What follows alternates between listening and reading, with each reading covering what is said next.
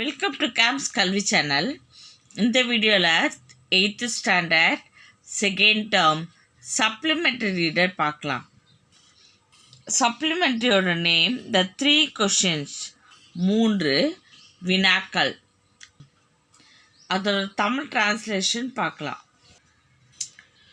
ஒரு அரசருக்கு 3 வினாக்கள் மனதில் எழுந்தன. அவை ஒவ்வொரு செயலையும் துவங்க சரியான நேரம் எது? யாருடைய பேச்சை கேட்க வேண்டும்? யாரை தவிர்க்க வேண்டும்? தோல்வியடையாமல் இருப்பதற்காக நாம் செய்ய வேண்டிய முக்கியமான செயல் எது?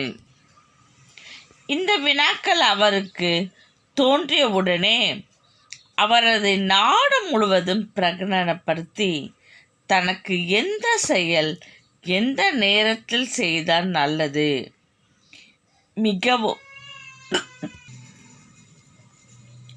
மிகவும் தேவைப்படும் நபர் யார், எது செய்ய வேண்டிய முக்கிய செயல் ஆகியவற்றிற்கு யார் சரியான விடை தருகிறார்களோ அவர்களுக்கு பெரிய வெகுமதி தரப்படும் என அறிவித்தார். எல்லா அறிஞர்களும் அரசரிடம் வந்து அவரது கேள்விகளுக்கு வெவ்வேறு விதமாய் பதிலளித்தனர். முதல் கேள்விக்கு பதிலளித்த சிலர் எல்லா செயல்களுக்கும் சரியான நேரம் அறிய வேண்டுமென்றால் முதலிலே நாட்கள், மாதங்கள் மற்றும் வருடங்களை குறித்து கொண்டு அதன்படி வாழ வேண்டும். அவ்வாறு செய்தால் எதையும் குறிப்பிட்ட நேரத்தில் செய்ய இயலும் என்றனர். சிலர் ஒருவர் முதலிலேயே எந்த செயலுக்கும் சரியான நேரத்தை கணிக்க இயலாது,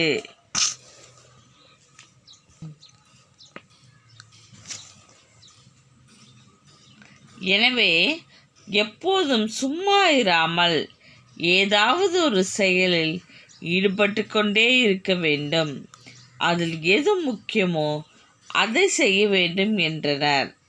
மற்றவர்களோ எவ்வளவு கவனமாய் இருந்தாலும் ஒரே ஆளாக அரசரால் எல்லா காரியங்களையும் கணித்து செய்ய இயலாது. எனவே அவர் அறிஞர்கள் குழு ஒன்றை அமைக்க வேண்டும். அது அவருக்கு எதை எப்போது செய்வது என சரியான நேரத்தை கணித்து சொல்லும் என்றனர். அதற்கும் வேறு சிலரோ எல்லா செயல்களையும் குழுவின் பார்வைக்கு அளித்து காத்திருக்க இயலாது. சிலவற்றை உடனே செய்ய வேண்டுமா அல்லது கூடாதா என முடிவெடுக்க வேண்டும்.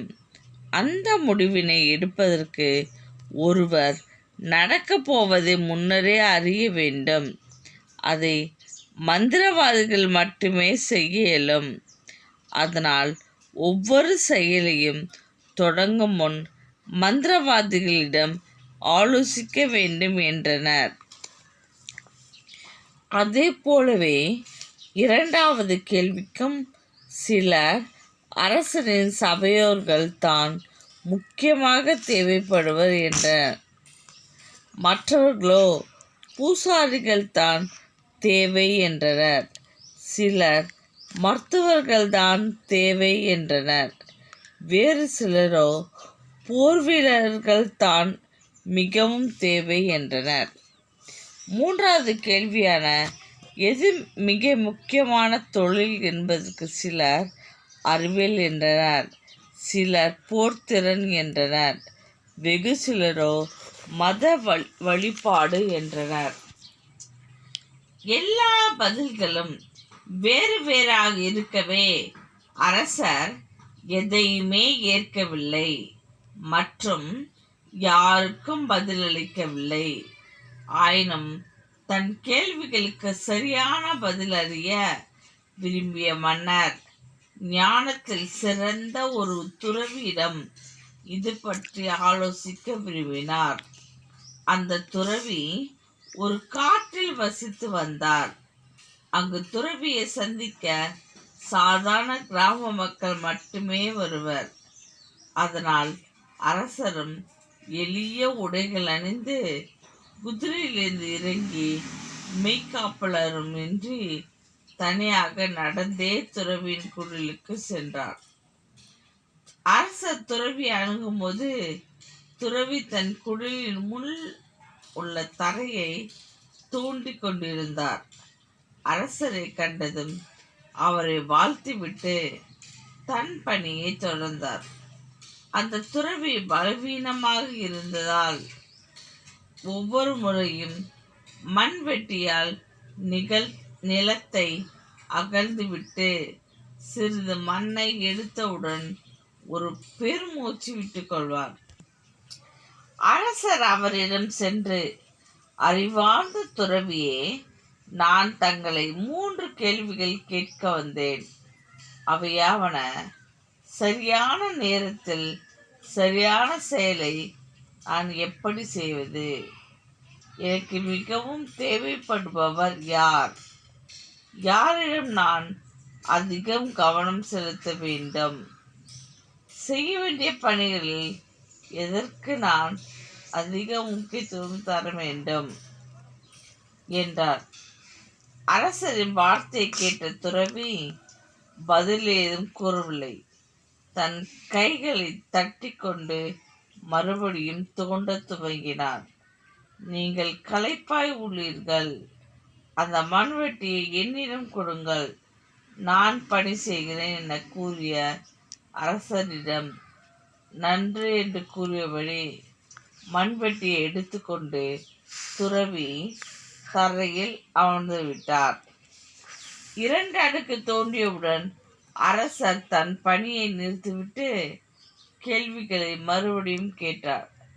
துறவி அதற்கு பதிலளிக்காமல் தன் மண்வெட்டியை மறுபடியும் கேட்டு வாங்கி கொண்டு அரசரிடம், நீங்கள் சிறிது ஓய்வெடுங்கள், நான் பணி செய்கிறேன் என்றார். அரசர் மண்வெட்டியை அவரிடம் தராமல் தானே மறுபடி தோண்டத் துவங்கினார். 1 மணி நேரம் கடந்தது. அதற்கு மேலும் நேரம் கடந்தது. சூரியன் மரங்களுக்கு பின் மறைய துவங்கியது. அவரும் அரசரும் கடைசி முறையாக தன் மண்வெட்டியை தரையில் தட்டிவிட்டு துறவிடம், ஞானியே, நான் தங்களிடம் கேட்ட கேள்விக்கு முறையாக தன் மண்வெட்டியை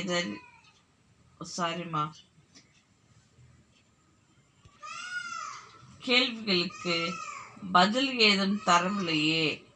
தங்களால் இயலவில்லை என்றால் கூறிவிடுங்கள், நான் திரும்பி என் இருப்பிடம் சென்று விடுகிறேன் என்றார். துறவி அப்போது, யாரோ ஒருவர் ஓடி வருகிறார், அது யார் என நாம் பார்ப்போம். Section 2 translation. தாடியுடன் தோற்றமளித்த ஒரு மனிதர் காட்டுக்குள் இருந்து ஓடி வருவதை மன்னர் திரும்பி பார்த்தார். தன் வயிற்றை 2 கரங்களாலும் அழுத்தி கொண்டு அந்த மனிதர் ஓடி வந்தாலும் வயிற்றின் வழியே ரத்தம் கொட்டியது. அரசனின் அருகில் வந்தவுடன் அவர் முழங்கிக் கொண்டே மயங்கி நிலத்தில் விழுந்தார். அரசரும் துறவியும் அவரது உடலியை தளர்த்தினர். அப்போது அவர் வயிற்றில் பெரிய காயம் தென்பட்டது. அரசர் அதை கண்டு காயத்தை கழுவி தன்னுடைய மற்றும் துறவி அளித்த துணியை கொண்டு கட்டு போட்டார். ஆனால் ரத்தம் விடாமல் வந்து கொண்டிருந்தது. அரசர்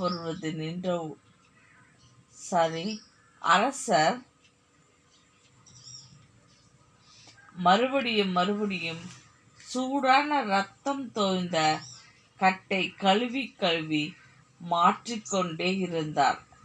கடைசியில் ரத்தம் வருவது நின்றவுடன் அந்த மனிதர் பருக ஏதாவது வேண்டும் என கேட்டார். அரசர் அவருக்கு சுத்தமான தண்ணீரை அளித்தார். அப்போது சூரியன் மறைந்து இருள் தொடங்கியது.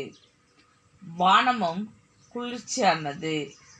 துறவியின் உதவியுடன் அரசர் அந்த மனிதரை குடிலுக்குள் தூக்கி சென்று படுக்கையில் படுக்க வைத்தார். அவர் கண்களை மூடி அமைதியானார். கடுமையான உழைத்ததால் சோர்வடைந்த அரசர் வாயிலேயே படுத்து இரவு முழுவதும் நன்றாக உறங்கினார். மறுநாள் காலையில் அவர் கண் விழித்த போது தான் எங்கிருக்கிறோம் என அறிய அவருக்கு சிறிது நேரம் பிடித்தது. படுக்கையில் இருந்து கொண்டு தன்னை பிரகாசமான கண்களுடன் நோக்கும் தாடி வைத்த அந்த அந்நிய மனிதரை கண்டார் அரசர். என்னை மன்னியுங்கள் என்று பலவீனமான குரலில் அந்த தாடி வைத்த மனிதர் அரசரை வேண்டினார். நீங்கள் யார் என்றே தெரியாது, உங்களை நான் ஏன் மன்னிக்க வேண்டும் என அரசர் கேட்க, அவர் உங்களுக்கு என்னை தெரியாது, ஆனால் எனக்கு உங்களை தெரியும். என் தம்பியை கொன்று அவனது சொத்தை பறித்து கொண்டதற்காக உங்களை பழிவாங்க துடிக்கும் எதிரி நான் என்றவர்.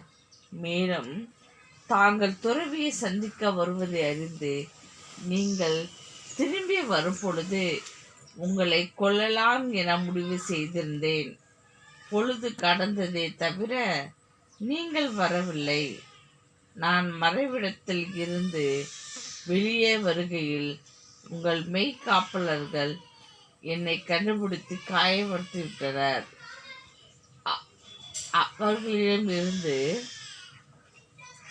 நான் தப்பித்து வந்தாலும் என் காயத்திலிருந்து வரும் இரத்தத்தின் காரணமாக இருந்திருப்பேன்.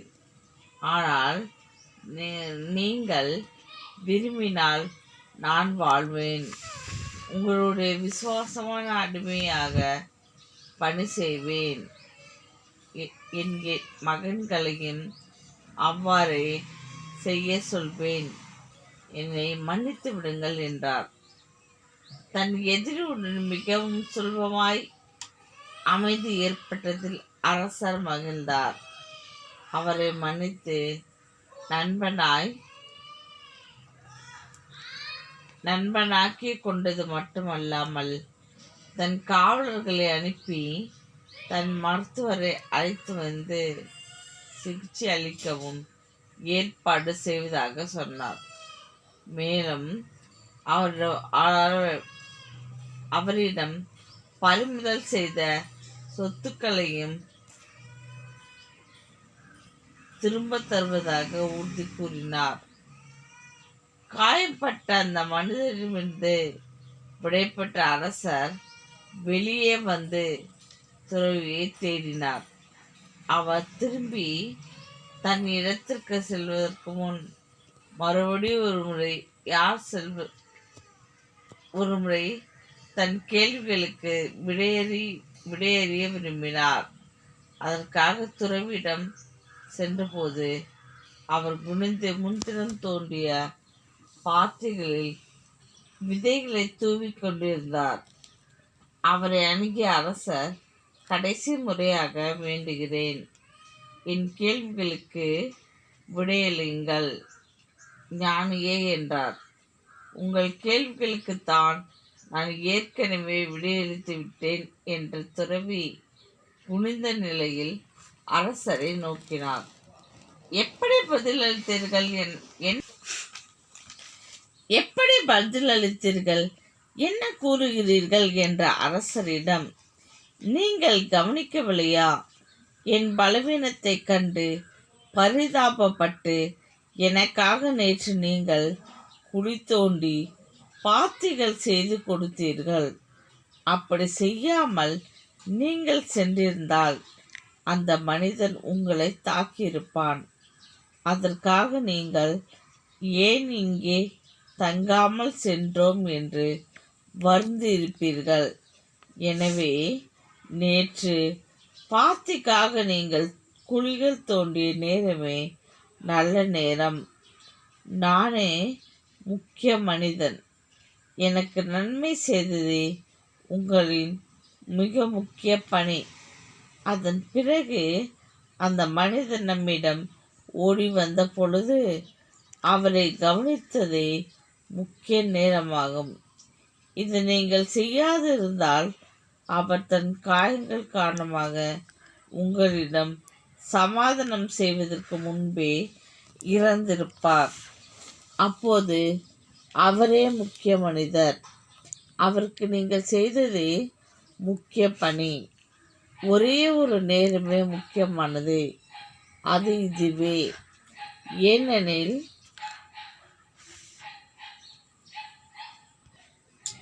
இந்த நேரத்தில் தான் நமக்கு வலிமை இருக்கும்.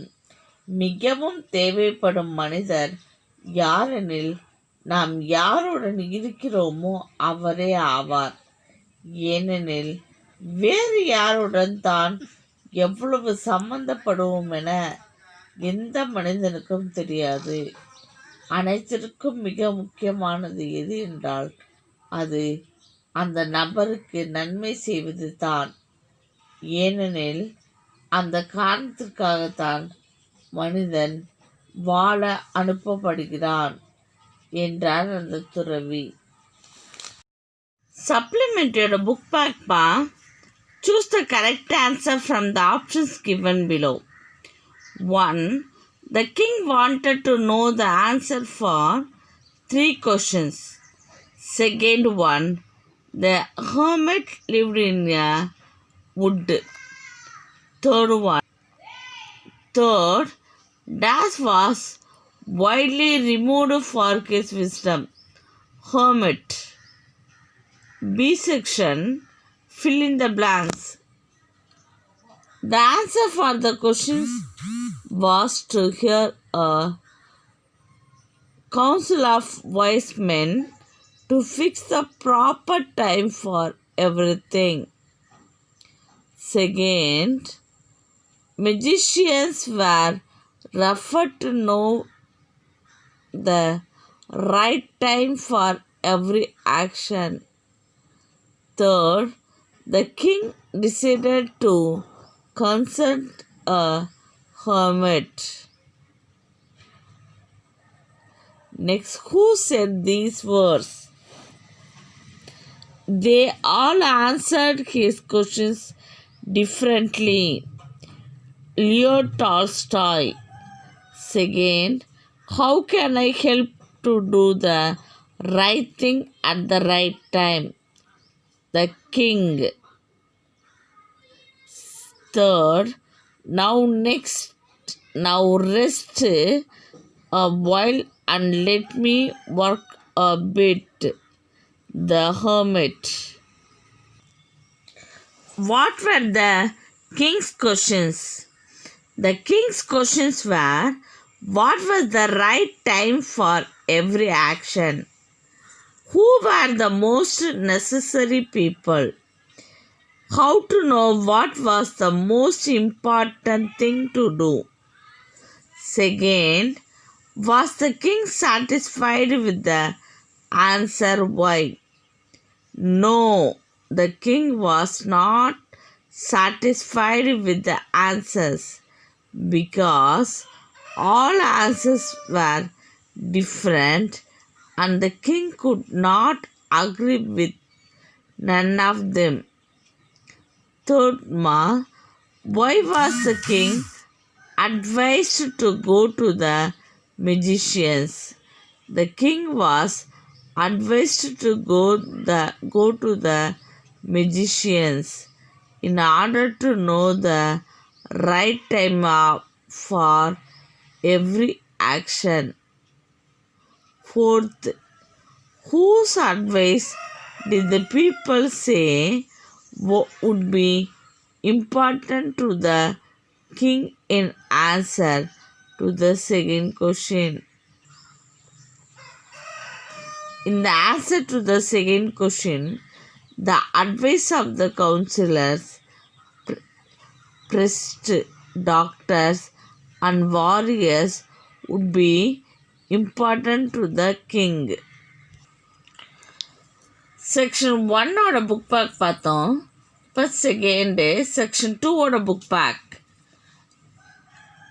Write true or false for the following statement. 1. The bearded man was an enemy of the king. True. 2.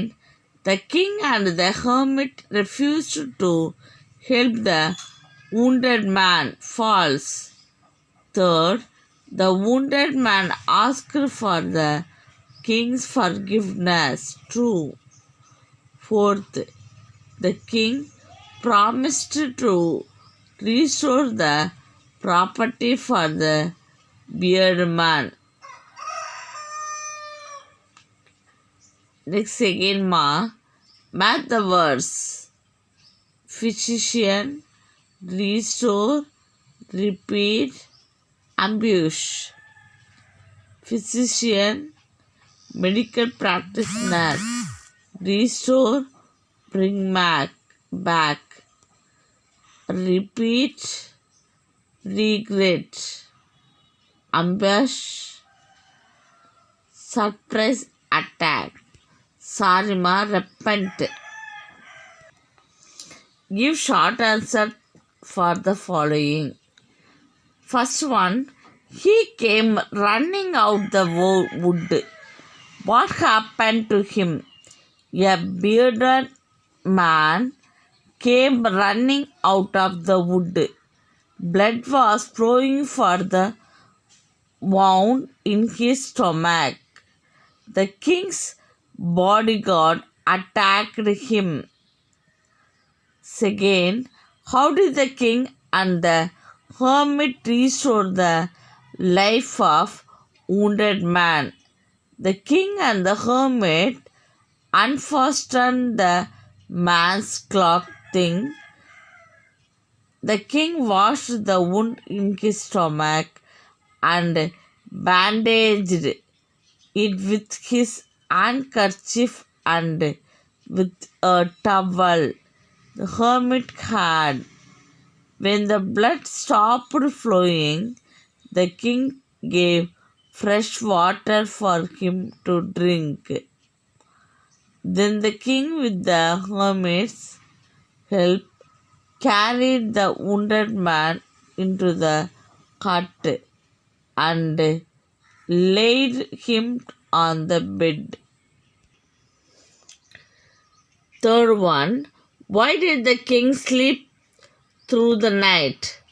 The king was so tired from his walk, from the digging work with the spade, and from putting all his effort to save the bearded man. So he slept soundly through the night. Fourth, what were the changes in the behavior of the wounded man at the end?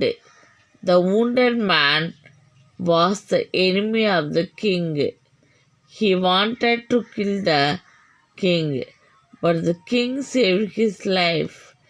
The wounded man asked the king forgiveness and wanted to serve the king as a very faithful slave. Next detail pa.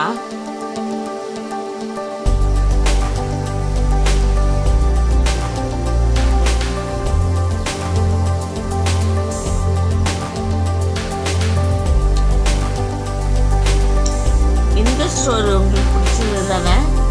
நம்ம சேனலை like பண்ணுங்கள், share பண்ணுங்கள், மறக்காமல் subscribe பண்ணுங்கள். Thank you for வாட்சிங்.